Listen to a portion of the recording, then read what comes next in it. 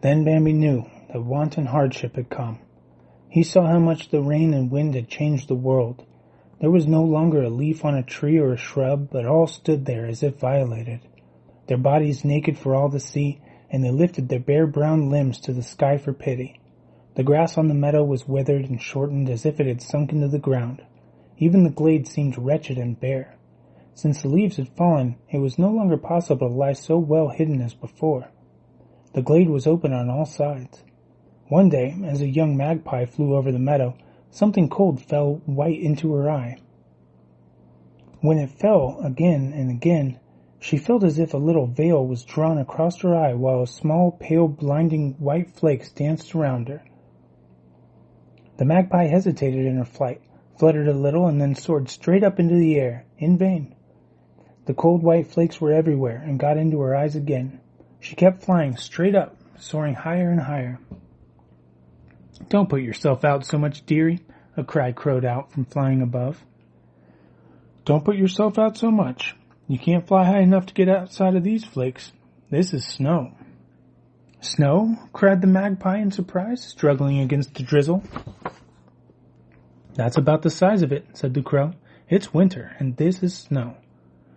"Excuse me," said the magpie, "but I only left the nest in May. I don't know anything about winter."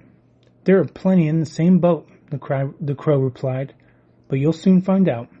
"Well," said the magpie, "if this is snow, I guess I'll sit down for a while." She perched on an elder and shook herself. The crow flew awkwardly away. At first, Bambi was delighted with the snow. The air was calm and mild, while the white snow whirled around, and the world looked completely different. It had grown lighter and grayer, Bambi thought, and whenever the snow came out for even just a little while, everything shone, and the white covering flashed and sparkled so brightly that it blinded you. But Bambi soon stopped being pleased with the snow, for it grew harder and harder to find food. He had to paw the snow away with endless labor before he could even find one little blade of grass. The snow crust cut his legs, and he was afraid of cutting his feet. Gobo had already cut his. Of course, Gobo was the kind who couldn't stand anything and was a constant source of trouble for his mother. The deer were always together now and were much more friendly than before. Anna brought her children constantly, and lately Marina, a half-grown doe who had joined the circle. But old Netla really contributed the most to their entertainment. She was quite a self-sufficient person, and had her own ideas about everything. "No," she would say, "I don't bother with children anymore. I've had enough of that particular joke." Fallon asked, "What difference does it make if they're a joke?" And Netla would act as if she was angry and say, "They're a bad joke, though, and I've had enough of them." They all got along perfectly together. They would sit side by side gossiping. The young ones had never had such a chance to hear so much. Even one or another of the princes would join them now. At first things went somewhat stiffly, especially since the children were a little shy, but that soon changed, and they got along very well together. Bambi admired Prince Rono, who was a stately lord, and he passionately loved the young handsome Karas. They had dropped their horns, and Bambi often looked at the two slate-gray round spots that showed smooth and shimmering, with many delicate points on the princes' heads. They looked very noble. It was terribly interesting whenever one of the princes talked about him. Rono had a thick hide, covered swelling on his left forefoot. He limped on that foot, and used to ask sometimes, "Can you really see that I limp?" Everyone would hasten to assure him that there was not a trace of the limp. That was what Rono wanted, and it really was hardly noticeable. "Yes," he would go on, "I saved myself from a tight corner that time." And then Rono would tell about how he had surprised him and hurled his fire at him. But it had only struck his leg. It had driven him nearly mad with pain, and no wonder, since the bone was shattered. But Rono did not lose his head. He was up and away on 3 legs. He pressed on in spite of his weakness, for he saw that he was being pursued. He ran without stopping until night came. Then he gave himself a rest. But He went on the next morning until he felt he was in safety. Then he took care of himself, living alone in hiding, waiting for his wound to heal. At last he came out again and was a hero. He limped, but he thought no one noticed. They were often together now, for long periods, and told many stories. Bambi heard more about him than ever before.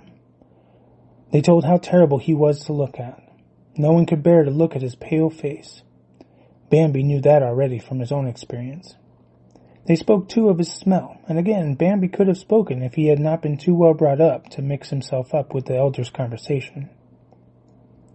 They said that his smell differed each time in 100 subtle ways, and yet you could tell it in an instant, for it was always exciting, unfathomable, mysterious, and terrible. They told how he only used 2 legs to walk with, and they spoke of an amazing strength of his 2 hands. Some of them did not even know what hands were. But when it was explained, old Netla said, "I don't see anything so surprising in that. A squirrel can do everything you told about just as well, and every little mouse can perform the same wonders."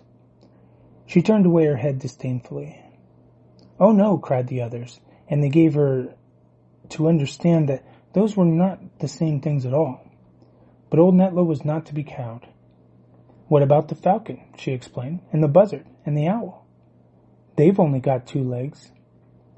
And if they want to catch something, they simply stand on one leg and grab it with the other. That's much harder, and he certainly can't do that." Old Netla was not at all inclined to admire anything connected with him. She hated him with all of her heart. "He is loathsome," she said, and stuck to that. Besides, nobody contradicted her since nobody liked him. But the talk grew more complicated when they told about how he had a 3rd hand. Not 2 hands merely, but a 3rd hand. "That's an old story," Netla said curtly, "and I don't believe it." "Is that so?" Rono broke in. "Then what did he shatter my leg with? Can you tell me that?" Old Netla answered carelessly, "That's your affair, my dear. He's never shattered any of mine." Aunt Anna said, "I've seen a good deal in my time, and I think there's something to the story that he has a 3rd hand." "I agree with you," young Karis said politely. "I have a friend, a crow." And he paused, embarrassed for a moment, and looked around them, one after another, as though he were afraid of being laughed at. But when he saw that they were all listening attentively to him, he went on. "This crow is unusually informed. I must say that, surprisingly well informed. And she says that he really does have 3 hands, but not always. The 3rd hand is the bad one, the crow says, and it isn't attached like the other 2, but he carries it hanging over his shoulder. The crow says that he can always tell exactly when he, or anyone like him, is going to be dangerous. If he comes without the 3rd hand, he isn't dangerous." Old Netla laughed. "Your crow's a blockhead, my dear Karis," she said. "Tell her so for me. If she were as clever as she thinks she is, she'd know that he is always dangerous. Always." But the others had different objections. Bambi's mother said, "Some of them aren't dangerous. You can see that at a glance." "Oh, is that so?" old Netla answered. "I suppose you stand still till they come up to you and wish you a good day?" Bambi's mother answered gently, "Of course I don't. I run away." And Fallon broke in with, "You should always run away." Everybody laughed. But then they talked about the 3rd hand. They became serious, and fear grew on them gradually. For whatever it might be, a 3rd hand or something else, it was terrible, and they did not understand it. They only knew of it from other stories. Few of them had ever seen it for themselves. He would stand still, far off, and never move. You couldn't explain what he did or how it happened, but suddenly there would be a crash like thunder. Fire would shoot out, and far away from him, you would just drop down dying with your breast torn open. They all sat bowed while they talked about him, as though they felt the presence of some dark, unknown power controlling them. They listened curiously to the many stories that were always horrible, full of blood and suffering. They listened tirelessly to everything that was said about him. Tales that were certainly invented, all the stories and sayings that had come down from their fathers and great-grandfathers. And each one of them they were unconsciously seeking for some way to appropriate his dark power or some way to escape it. What difference does it make? Young Kairos asked, quite despondently. How far away he is when he kills you. What difference does it make? Didn't your clever crow explain that to you? Old Netla mocked. No, said Kairos with a smile. She says that she's often seen him, but no one can explain him. Yes, he knocks the crows out of the trees too, when he wants to, Rono observed, and he brings down the pheasant on the wing. Antenna added. Bambi's mother said, He throws his hand at you. My grandmother told me so. Is that so? Asked old Netla. What is it that bangs so terribly then? That's when he tears his hand off, Bambi's mother explained. Then the fire flashes and the thunder cracks. He's all fire inside. Excuse me, said Rono. It's true that he's all fire inside. But that about his hand, that's wrong. A hand couldn't make such wounds. You can see that for yourself. It's much more likely that it's a tooth that he throws at us. A tooth would explain a great many things, you know. You really could die from his bite. Will he never stop hunting us? Young Kairos sighed. Then Marina spoke, the young half-grown doe. They say that sometime he'll come to live with us and be as gentle as we are. He'll play with us, and then the whole forest will be happy, and we'll all be friends with him. Old Netla burst out laughing. Let him stay where he is and leave us in peace, she said. Antenna said reprovingly, You shouldn't talk like that. And why not? Old Netla replied hotly. I really don't see why not. Friends with him? He's murdered us ever since I can remember. Every one of us, our sisters, our mothers, our brothers. Ever since we came into this world, he's given us no peace, but has killed us whenever he shows our head. And now we're going to be friends with him? What nonsense. Marina looked at all of them out of her big, calm, shining eyes. Love is no nonsense, she said. It has to come. Old Netla turned away. I'm going to look for something to eat, she said, and trotted off.